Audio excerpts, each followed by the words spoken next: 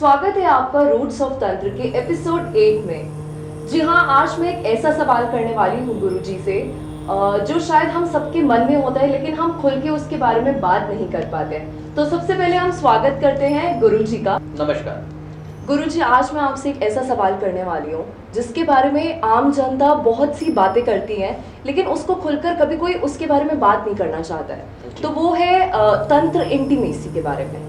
ऐसा कहा जाता है कि जितने भी तांत्रिक होते हैं वो इंटीमेसी के बिना कुछ नहीं कर सकते हैं। मतलब इंटीमेसी कहते हैं ना, एक उनका इम्पोर्टेंट एस्पेक्ट है जिसको उनको फॉलो करना ही पड़ता है, जिसके बेसिस पर वो अपना आगे तंत्र विद्या का उपयोग करते हैं। तो इसमें कितनी सच्चाई है? देखिए, जहाँ तक ये वर्ड इंटीमेसी की बात अगर हम अपने हिंदी भाषा में बात करें तो ये वर्ड था संभोग। जी। संभोग का मतलब होता है सम और भोग, दो समान रहने वाली चीज शक्तियों का आपस में मिलन।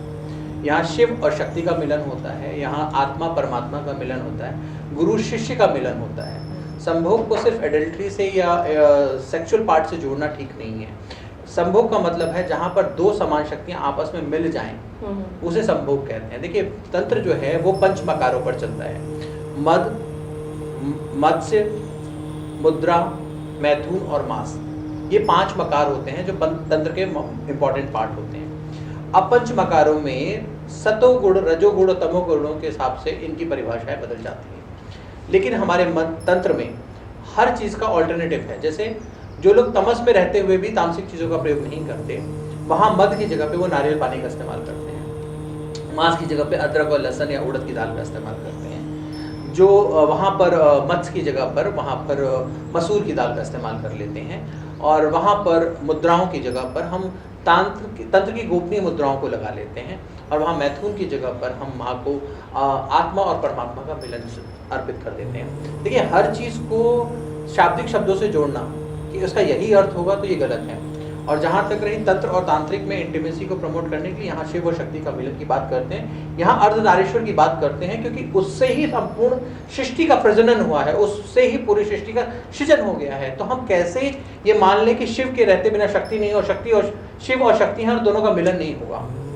तो इंटीमेसी को गलत सेंस में लेना या वासना से जोड़ना ये गलत है। सृजन के लिए दो आत्माओं का मिलना इंटीमेसी को कह लीजिए, संभोग कह लीजिए आप। अगर आप इसको इस तरह से सोचें कि एडल्ट्री है, वासना है, ये अपनी अपनी सोच का नतीजा है। जी गुरुजी, इस बात पे मैं आपसे एक बात करना चाहूँगी। ऐसा ही एक तांत्रिक का एक सीरियल आया करता था, तो उसमें एक बार दिखाया गया था कि एक लेडी को बच्चा नहीं होता है और वो एक तांत्रिक के पास जाती है। और वो जो तांत्रिक है वो उनको कहते हैं कि आपको मैं एक पता नहीं एक पुड़िया दूंगा, आप वो खाइएगा और रात को मेरे पास आइएगा, रात के 2 या 3 बजे आप आइएगा जब सब सो रहे होंगे। तो वो लेडी वो खा लेती है और वो ऐसा दिखाया जाता है, ऐसा सीरियल में दिखाया जाता है कि वो तांत्रिक के पास जाती है और तांत्रिक उसको यूज कर लेता है। तो इस चीज में कितनी सच्चाई है कि ऐसा क्या इन चीजों पर लोग बिलीव करते हैं? देखिए, मेरी आयु 43 साल है और मैं 9 वर्ष की आयु से साधनाएं कर रहा हूँ, और मैंने अपने जीवन काल में ऐसी घटना तो कभी नहीं देखी। जी, तो ये मतलब आपके मीडिया वर्ल्ड की देन हो सकती है, ये किताबों और ग्रंथों का देन हो सकता है। देखिए, वशीकरण करके किसी को अपने पास बुलाना संभव है, ठीक है, आकर्षण द्वारा किसी को अपने पास बुलाना संभव, पर उसकी विल के अगेंस्ट जाकर उसके साथ कुछ भी करना संभव नहीं है। इसके ऊपर हजारों प्रैक्टिकल टेस्ट हो चुके हैं। जी, आप किसी के विल के अगेंस्ट, अगर जो व्यक्ति मांस नहीं खाता, आप उसे मांस नहीं खिला सकते। मेरा दावा है, अगर कोई हिप्नोथेरेपिस्ट, कोई साइंटिस्ट, कोई वशीकरण तांत्रिक ये मेरे सामने लाइव और प्रैक्टिकल कर सकता है, तो मैं उसकी शक्ति को नमस्कार कर लूँगा, उसके उस ज्ञान को नमस्कार कर लूँगा। लेकिन किसी के विल के अगेंस्ट जाकर उससे कोई कार्य कराना मुझे नहीं लगता कि प्रैक्टिकली पॉसिबल है। मैंने वशीकरण के बहुत से केसेस देखे हैं, आकर्षण बहुत देखे हैं, लेकिन हमेशा पॉजिटिव चीज़ों के लिए। आपकी विल नहीं है तो आपके अगेंस्ट कोई नहीं करा सकता है। जी जी, तो मतलब गुरुजी, आपका कहना ये है कि जैसे तंत्र इंटीमेसी होती है तो उसके अंदर सिर्फ एक फिजिकल रिलेशन नहीं होता है, वो एक मेंटली सोल का एक रिलेशन होता जी, है। एक सोल का रिलेशन होता है। फिजिकल इंटीमेसी भी अगर वहाँ पर होती है तो दोनों की परमिशन होती है। वहाँ पर हम महास्वरूप मानते हैं शक्ति को, और जो वहाँ पर साधना साधक होता है, वहाँ जब उसके साथ इंटीमेट होता है या उसके साथ साधना कर रहा होता है, उसके अंदर वासना नहीं होनी चाहिए। There are certain rules and regulation. एक साधक को उस दौर से गुजरना पड़ता है, तब उस साधना के लिए प्रिपेयर होता है। उस साधना में जाने के बाद वहाँ पर वासना नहीं होती, क्योंकि हम माँ के साथ बैठकर शक्ति की साधना कर रहे होते हैं, माँ को प्रणाम कर रहे होते हैं, माँ की पूजा अर्चना कर रहे होते हैं, तो वहाँ पे वासना की गुंजाइश नहीं होती। कहते हैं कि अगर कोई साधक उस क्रिया के दौरान अगर वासना ग्रसित हो जाता है तो उसको हजारों हजारों साल नरकों में बिताना पड़ता है। इसका ये जीवन और वो जीवन दोनों ही कष्ट में हो जाता है। तो संभोग को या इंटीमेसी को हमारे यहाँ जो दिया गया है वो बहुत उच्च दर्जा दिया गया है, या एक सृजन का दर्जा दिया गया है। वहाँ पर हम स्त्री को माँ के स्वरूप में पूजते हैं, वहाँ माँ के स्वरूप में करते हैं। देखिए अच्छे और बुरे लोग हर जगह हैं। क्या हमने हॉस्पिटल्स के बारे में रूमर्स नहीं सुने, हमने बॉलीवुड और हॉलीवुड के बारे में रूमर्स नहीं सुने हैं, हमने लॉयर्स प्रोफेशन में नहीं सुने हैं, या ऐसा कौन सा प्रोफेशन है जहाँ पर हमने गलत बातें नहीं सुनी हैं। दुनिया के सारे प्रोफेशंस में अच्छे और बुरे लोग हमेशा होते हैं, और मेल और फीमेल का अट्रैक्शन तो दुनिया का एक बीज है। अगर देखा जाए तो सृष्टि को चलाने का एक बेसिक फंडामेंटल टूल है या फिनोमिनल है कि जहाँ पर मेल है वहाँ फीमेल है, और दोनों की इंटीमेसी, दोनों का अट्रैक्शन होगा ही होगा। इसी प्रोसेस पे पूरी दुनिया चली आ रही है, ठीक है। अब आप ये नहीं कह सकते कि दुनिया सिर्फ फीमेल्स की हो सकती है या मेल की हो सकती है, दोनों के मिलन की दुनिया है। सृष्टि का जो आरंभ है और सृष्टि का अंत है इसी को निर्धारित है। तो ये बेसिक फिनोमेना है, ये बेसिक जिंदगी की नेसेसिटी है, आप इसको डिनाई नहीं कर सकते हैं। पर पॉइंट ये है कि इंटीमेसी में वासना का होना, अब जैसे आप कहते हैं कुछ लोग लिविंग रिलेशनशिप में रहते हैं, उसको लॉ भी अप्रूव मानता है, ठीक है, पर उसमें अगर कोई गलत करता है तो उसको पनिशमेंट भी मिलती है। इसी तरह हमारे यहाँ भी अगर साधनाओं में अगर कोई गलत करता है तो उसको पनिशमेंट यहाँ भी मिलती है और वहाँ भी मिलती है। देखिए धर्म सबका अपना पर्सनल सब्जेक्ट हो सकता है, कैरेक्टर सबका अपना पर्सनल सब्जेक्ट हो जाता है, उस पर किसी को उंगली या टीका टिप्पणी करने का अधिकार नहीं है। जी, तो गुरुजी मतलब इंटीमेसी इंपॉर्टेंट ही होती है, मतलब ऐसा कुछ होता है कि अगर मान लीजिए आपके पास कोई भी केस आता है, कोई भी इंसान कुछ भी आपसे पूछता है, तो क्या एक इंटीमेसी उसका इंपॉर्टेंट होता है कि इंटीमेसी होगी ही होगी? देखिए इस बात को समझना पड़ेगा आरोही कि आप साधना कौन सी कर रहे हैं। अगर आप सातों करोड़ की साधना कर रहे हैं तो वहाँ आत्मा और परमात्मा का मिलन की बात होती है, वहाँ पर फिजिकल मिलन की बात ही नहीं होती है, वहाँ पर शरीर को छूना ही नहीं जाता, वहाँ पर आत्मा की मिलन की बात हो रही होती है, वहाँ पर शरीर का मिलन नहीं होता है। अगर हम रजोगुण में बात कर रहे होते हैं तो वहाँ पर भक्त और भगवान की, साधक और शक्ति की मिलन होती है, वहाँ पर अर्धनारीश्वर स्वरूप की बात होती है, वहाँ पर दो एनर्जीज के मिलन की बात होती है। लेकिन अगर हम तमस में साधना कर रहे होते हैं तो तमस में भी कई ऐसी क्रियाएं हैं जहाँ पर कौल तंत्र की बात होती है, वहाँ पर ही दो शरीरों का मिलन होता है, वहाँ पर शक्ति और शिव का मिलन होता है, अदरवाइज नहीं होता। देखिए हर क्रिया में वो वही किया जाए वो ऐसा होता नहीं है। देखिए अगर होम्योपैथी की प्रॉब्लम है तो होम्योपैथिक से सॉल्व करेंगे, आयुर्वेदिक की प्रॉब्लम है तो आयुर्वेदिक से सॉल्व करेंगे, जहाँ सर्जरी की जरूरत है वहाँ सर्जरी करेंगे, जहाँ जरूरत नहीं वहाँ थोड़ी सर्जरी कर देंगे। तो ऐसे ही हर प्रोफेशन में हर तरह से हमारे तंत्र मंत्र यंत्र की दुनिया में भी हर चीज के लिए दायरा है। अब हर चीज में शराब पीना, हर चीज में इंटीमेट होना कहीं नहीं लिखा हुआ, किसी ग्रंथ में नहीं लिखा, किसी शास्त्र में नहीं लिखा। ये हर एक इंडिविजुअल की अपनी ओन कैपेसिटी है, हर एक इंडिविजुअल की अपना माइंडसेट है कि वो क्या करता है। तो गुरुजी इससे मैं एक सवाल आपसे और करूंगी। लोगों का मानना ऐसा होता है कि जितने भी तांत्रिक होते हैं वो सारे मेल्स ही होते हैं, फीमेल्स क्यों नहीं होती हैं? किसने कहा आपको? गुरुजी ऐसा बहुत से लोग कहते हैं, आई एम डैम श्योर कि ऑडियंस में भी बहुत सारे ऐसे लोग होंगे जो ये समझते होंगे कि तांत्रिक सिर्फ एक मेल ही बन सकता है और वो मिसयूज करने के लिए तांत्रिक बन जाते हैं। ऐसा नहीं है। आपके डॉक्टर प्रोफेशन में देखिए 70% मेल डॉक्टर हैं, 30% फीमेल हैं। आपके डिफेंस में 10% फीमेल है, 90% मेल है। पॉलिटिशियन में भी अभी 30% का रिजर्वेशन आया नहीं है, 20% फीमेल है। वही रेशियो हमारे यहाँ भी। लेकिन जैसे मूवीज में या पिक्चर्स में दिखाते हैं, मूवीज में आप तो वो कभी एकता भी कपूर फीमेल्स और को नहीं रामसे दिखाते। ब्रदर्स की बात करेंगे तो उनके लिए कोई ऑथेंटिक डॉक्यूमेंट नहीं है। पर अगर आप कामाख्या जाएं तो आपको सिद्ध शक्ति मिलेंगी, वहाँ शारदा भी मिलती हैं हमारे यहाँ, तो रामकृष्ण परमहंस भी मिलते हैं। हमारे यहाँ शक्ति की ही उपासना होती है। हम साधक हैं पर बिना शक्ति के साधक नहीं हो सकता ना। तो ऐसे कहना कि हमारे यहाँ फीमेल नहीं है, हमारे यहाँ मेल है, ऐसा नहीं है। शक्ति है तो साधक है ना जी।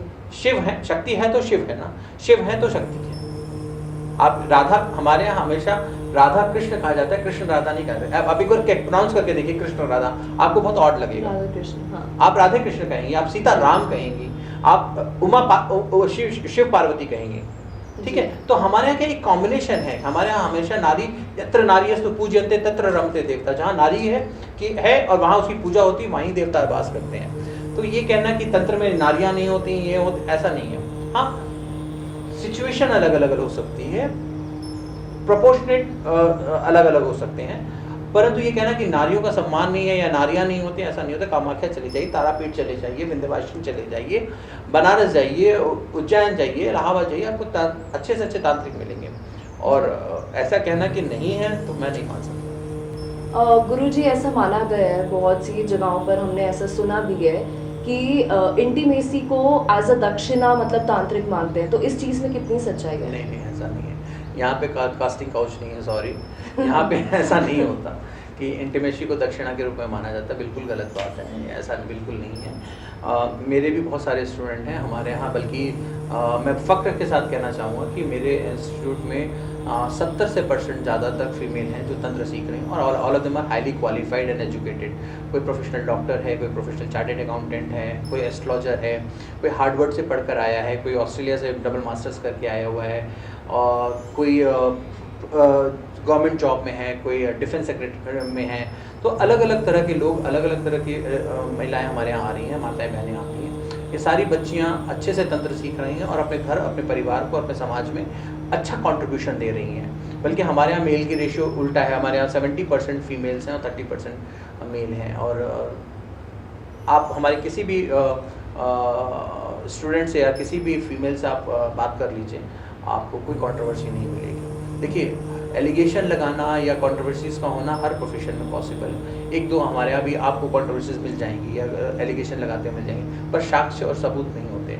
तो देखिए, आप कितने भी पवित्रता से काम करिए, हम लोगों ने माँ सीता को भी नहीं छोड़ा है, वैसे ही तो हमें और आपको छोड़ देना बहुत मुश्किल है। अब आप क्या कहते हैं, रेडियो जॉकी बनने के लिए इंटीमेसी मस्ट है, या फ्लाइट में जाने के लिए अगर आप क्रू हैं तो आपके लिए ये करना ज़रूरी होता है। सो ये हर प्रोफेशन में है, आप इसको सिर्फ एक के लिए स्ट्रिक्ट मत कर दीजिए। तो हमारे यहाँ दक्षिणा में ऐसा कभी कुछ नहीं मांगा जाता है, और आजकल के गुरु और शिष्य दोनों ही समझदार हैं और दोनों ही इंटेलिजेंट हैं। और देखिए, आप एक बात समझ लीजिए, चाहे वो दुनिया का कोई भी प्रोफेशन हो, दोनों ही कहीं ना कहीं उस मोमेंट पे उस जगह पर एग्री होते हैं, तभी कोई घटना घटती है। ठीक है, अब बाद में किसी को कि अंतरात्मा जाग जाए तो बात अलग है, परंतु जब वहाँ घटना घट रही होती है, चाहे वो कोई भी प्रोफेशन हो, अगर दो लोग इंटीमेट हो रहे हैं, दो लोग उस सिचुएशन में जा रहे हैं, तो दोनों की परमिशन होती ही होती है, चाहे आप माने या ना माने। जहाँ नहीं होती उसको हम दूसरी भाषा में अलग शब्द देते हैं। तो मैं ये कहता हूँ कि दक्षिणा के रूप में अगर कोई दे रहा है या कोई कर रहा है तो ये गलत है, ऐसा होता नहीं है, मैं इसके खिलाफ हूँ। देखिए, अगर किसी की इच्छा है तंत्र साधनाओं में कुछ सीखने की, वो उसकी अपनी इच्छा है, उसका सम्मान है, परंतु किसी को ज़बरदस्ती करना या करना ये महापाप माना जाता है। गौ हत्या ब्रह्म हत्या से भी बड़ा पाप माना जाता है अगर आप नारी शक्ति का अपमान करते हैं। गुरुजी, सबसे पहले तो मैं आपको थैंक यू करना चाहती हूँ, क्योंकि ये एक ऐसा सवाल है जिसके बारे में लोग खुल के कभी भी बात नहीं करते हैं। तो दोस्तों, मैंने आपकी तरफ से भी और अपनी तरफ से भी एक सवाल किया था, और मैं ऐसा मानती हूँ कि अब हमारे दिमाग में या फिर हमारे ज़िंदगी में जितने भी क्वेश्चंस होंगे एक तंत्र इंटीमेसी को लेकर, वो सारे क्लियर हो गए होंगे। तो दोस्तों, जाने से पहले, जैसे कि हम अपने हर एपिसोड में करते हैं, गुरुजी से एक टिप लेंगे। तो गुरुजी, आप हमें यहाँ एक टिप ऑफ द डे दीजिए आज। देखिए, चलते चलते मैं यही कहूँगा कि आप अपने घर में अगर आपको नारायण बनना है तो घर में जो स्त्री हैं, जो माताएं हैं, जो बहनें हैं, उनको लक्ष्मी के समान सम्मान देना शुरू करिए, तभी आप नारायण बन सकते हैं। अगर आपको राम बनना है तो घर में जो है उसे सीता समझिए। और आप अपने जीवन में अगर नारी का सम्मान नहीं कर सकते तो आप जीवन में कुछ भी नहीं कर सकते। आप अपने पुरुषत्व को सिद्ध करने के लिए कि आप एक मेल हैं और आप सोसाइटी चलाते हैं, या आप राजा हैं तो आप उसका शोषण करते हैं, तो इससे बड़ा पाप, इससे बड़ा महापाप कुछ नहीं हो सकता। कभी भी किसी स्त्री का अपमान न करें, उसको सम्मान दें। जीवन में कभी भी कष्ट आए तो अपनी माता, बहन, बेटी, इनके पैर छूकर आशीर्वाद लें और इनको बोलिए कि आपके सर पर हाथ फेरें। आपका भाग्य ज़रूर चमक जाएगा, आपके जीवन में ज़रूर परिवर्तन आएगा। मैं आपको जाते जाते फिर एक बात कह सकता हूँ सावधानी से, कि ये माता स्वरूप जो है ये प्रकृति है, तो प्रकृति का अपमान ना करें, क्योंकि प्रकृति अगर आपसे रुष्ट हो गई तो आपका जीवन में कुछ भी नहीं बचेगा। तो दोस्तों, इसी के साथ अब हम मिलेंगे अगले एपिसोड में, और अगले एपिसोड में हम बात करेंगे तंत्र और अघोरी के बारे में। तो जुड़े रहिए हमारे साथ, तब तक के लिए नमस्कार।